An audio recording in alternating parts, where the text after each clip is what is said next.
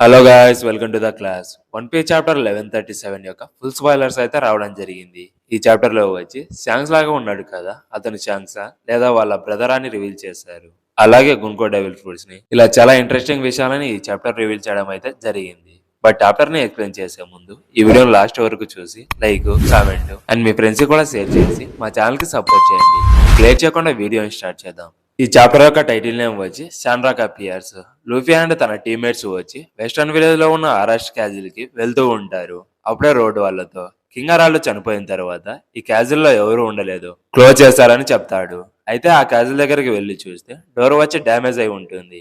అలాగే కాపలాగా గార్డ్స్ ఉండేవారు, వాళ్ళు కూడా లేకపోవడంతో రోడ్ షాక్ అయిపోతాడు. అప్పుడే జోరో వచ్చి ఒకటి నోటీస్ చేస్తాడు. ఈ ఫ్రంట్ డోర్ ని వచ్చి బయట నుంచి డెస్ట్రాయ్ చేయలేదు, క్యాజువల్ లోపల నుంచి డెస్ట్రాయ్ చేశారని నోటీస్ చేస్తాడు. ఇక అందరూ ఫ్రంట్ డోర్ ని క్రాచ్ చేసి ఎనిమిస్ ఎక్కడ నుంచి డెస్ట్రాయ్ చేశారో ఆ ప్లేస్ కి వెళ్లి చూస్తే అక్కడ కొన్ని అటాకింగ్ మార్కింగ్స్ ఉంటాయి.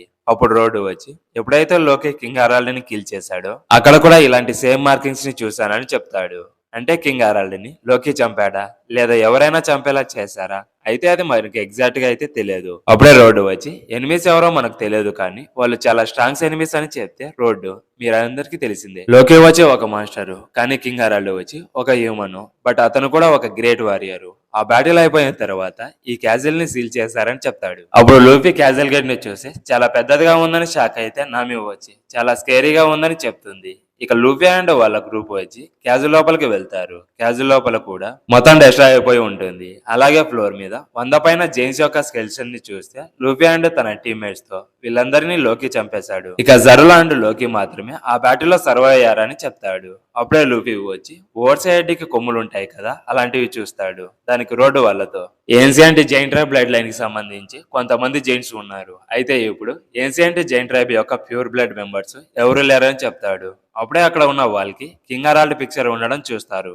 అది ముందు చాప్టర్ లో కూడా చూపించారు, కానీ ఇప్పుడు వచ్చి ఇంకా క్లియర్ గా చూపించారు. ఇక్కడ కింగ్ అరాల్డ్ కి వచ్చి బట్టదల, మీసము, గడ్డంతో చాలా స్కేరీగా ఉండడం చూస్తారు. అలాగే తన హెడ్ మీద 2 స్కార్స్ ఉంటాయి.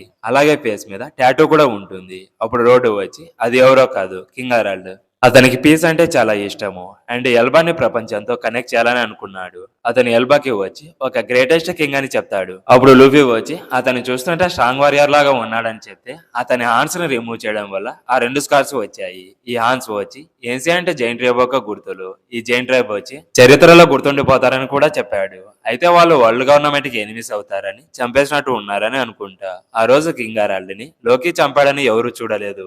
ఆ రోజు క్యాజువల్ లో ఏం జరిగిందో ఎవరికి ఏం తెలియదు. దాన్ని రివీల్ చేసేంత వరకు మనకు కూడా క్లారిటీగా ఏం తెలియదు. ఇక రోడ్డు అజారుద్దీన్ వచ్చి లోకి ఆ బ్రదర్. కింగ్ అరాల్డ్ లోకి మదర్ ని మ్యారేజ్ చేసుకోక ముందు అతనికి ఇంకొక జైంట్ ఉమెన్ కు పుట్టిన వాడే ఈ అజారుద్దీన్.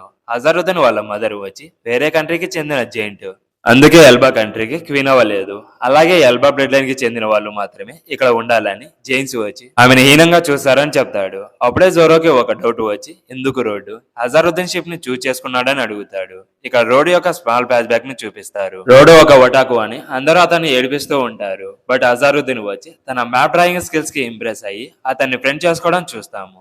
ఇక ప్రజెంట్ లోకి వస్తే రోడ్డు వాళ్ళతో అజారుద్దీన్ ఒక హాఫ్ బ్లడ్ జైంట్ అని అందరూ అతని ఇన్సల్ట్, హ్యూమిలేషన్ చేస్తున్నా అదంతా అతను ఒకడే భరించాడు.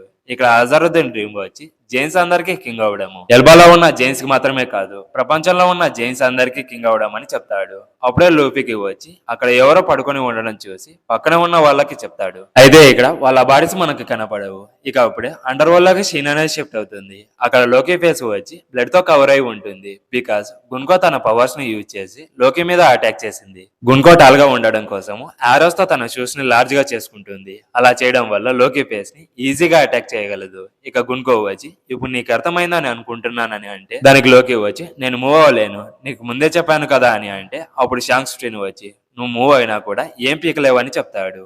అలాగే గున్కో వచ్చి లో క్లాస్ ని ఒక గాడ్ వుడ్ లాగా రేజ్ అవ్వడానికి నీకు ఇంకో ఛాన్స్ ఇస్తున్నా, ఇలాంటి ఛాన్స్ మళ్ళీ దొరకాలన్నా నీకు దొరకదు, అలాంటి ఛాన్స్ ని నీకు ఇస్తున్నానని చెప్పి తన ఫీట్ ని ఆరో లాగా క్రియేట్ చేసి మళ్ళీ లోకి మీద అటాక్ చేయాలని చూస్తుంది. అప్పుడే లోకి వచ్చి నా ఫేస్ మీద రైట్ సైడ్ లో కిక్ చేస్తావు, ఆ ఇంపాక్ట్ కి నా ఫేస్ వచ్చి సైడ్ కి టర్న్ అయినప్పుడు మళ్ళీ అప్పర్ కట్ తో హిట్ చేస్తావని చెప్తే గున్కో ఆ యారో వచ్చి నా ఫ్యూచర్ కోర్స్ ని డిటర్మైన్ చేస్తుంది. ఇంకోలాగా చెప్పాలంటే వైలెన్స్ ని ఎవరు అవాయిడ్ చేయలేరు, అయితే నా అటాక్ ని స్టాప్ చేయొచ్చు. నేను మళ్ళీ అడుగుతున్నా, హోలీ నైట్స్ లో జాయిన్ అవుతావా అని అడిగితే లోకి రిజెక్ట్ చేస్తాడు. ఇక గున్కో వచ్చి తను క్రియేట్ చేసిన యారోస్ మీద నుంచి నడుచుకుంటూ వస్తూ ఎప్పుడైతే లోకి తన ఆఫర్ ని రిజెక్ట్ చేస్తాడో అప్పుడు గున్కో లోకి ప్రిడిక్ట్ చేసినట్టే తన రైట్ సైడ్ ఫేస్ మీద కిక్ చేసి ఆ తర్వాత పవర్ఫుల్ అప్పర్ కట్ తో గున్కో తన యారోస్ తో బూట్స్ ని అండ్ గన్లెట్స్ ని క్రియేట్ చేసి లోకి బాడీని అటాక్ చేస్తుంది. అప్పుడు లోకిని ప్రొటెక్ట్ చేయడం కోసం కొన్ని యానిమల్స్ వచ్చి తనని డిఫెండ్ చేస్తాయి. కానీ ఆ అటాక్స్ వల్ల లోకి అన్కాన్షియస్ లోకి వెళ్లిపోతాడు. అలాగే యానిమల్స్ కి కూడా ఆ అటాక్స్ తగిలి పడిపోవడం చూస్తాము. ఇక లాస్ట్ డబుల్ పేజ్ లో చూసుకుంటే షాంక్స్ టీన్ వచ్చి తన మాస్క్ ని రిమూవ్ చేయడం చూస్తాము. ఇక్కడ షాంక్సా లేదా తన బ్రదరా అని మనకు రివీల్ అయిపోయింది. అతను షాంక్స్ కాదు. అతని ఫేస్ మీద బ్లాక్ బియర్డ్ అటాకింగ్ మార్క్స్ అనేవి ఉండవు. అతని పేరు వచ్చి షామ్రాక్. అప్పుడే షామ్రాక్ వచ్చి మన ప్లాన్స్ చేంజ్ అయిపోయాయి, మేరీ గోసాయిని కాంటాక్ట్ అవ్వు. ఇక్కడ ప్రతి ఒక్కరు యూజ్లెస్ గా ఉన్నారు. ఐ హోప్ ఇప్పుడన్నా మనం కరెక్ట్ డైరెక్షన్ లో వెళ్తున్నామని అంటాడు. అతని ఫుల్ నేమ్ వచ్చి శామ్రాక్ ఫిగర్లాండ్. అతను వచ్చి హోలీ నైట్ కి కెప్టెన్, అలాగే సెయింట్ ఫిగర్లాండ్ యొక్క సన్. ముందు హోలీ నైట్ కి కెప్టెన్ వచ్చి సెయింట్ ఫిగర్లాండ్. ఎప్పుడైతే ఎగ్గెడ్ ఐలాండ్ లో సాట్రాన్ మిషన్ ని కంప్లీట్ చేయడంలో ఫెయిల్ అయ్యాడు అప్పుడు ఈమో వచ్చి సాట్రాన్ ని చంపేస్తాడు. అప్పుడే సెయింట్ ఫిగర్లాండ్ ని వచ్చి 5 ఎల్డర్స్ లో ఒకటిని చేస్తాడు. అప్పుడే శామ్రాక్ ఫిగర్లాండ్ ని వచ్చి హోలీ నైట్స్ కెప్టెన్ అవుతాడు. ఇక చాప్టర్ లోకి వస్తే గున్హో, నువ్వు చెప్పింది నిజమే, లోకిని చంపడం వల్ల ఏమీ చేంజ్ అవ్వదు. ఇక్కడ గున్హో డెవిల్ ఫ్రూట్ వచ్చి ఆరోనోమి అంటే ఆరో హ్యూమన్. అలాగే ఇక్కడ శామ్రాక్ వచ్చి సేమ్ ఛాన్స్ లాగా ఉంటాడు. అయితే తన ఫేస్ మీద స్కార్స్ ఉండవు. అలాగే తనకు 2 హ్యాండ్స్ కూడా ఉంటాయి. ఇక్కడ శామ్రాక్ వచ్చి మిలిటరీ యూనిఫామ్ లో ఉండడం చూస్తాము. ఓల్డ్ మూవీస్ లో బ్రిటిష్ వాళ్ళు తొడుక్కుంటారు కదా, సేమ్ అలా.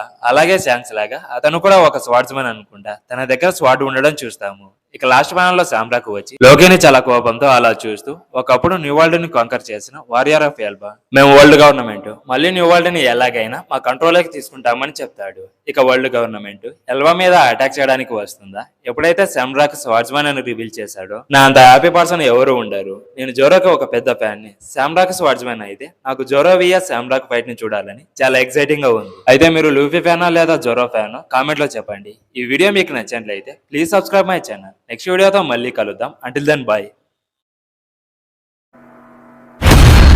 これがラストプレーか。ビッグチャンス。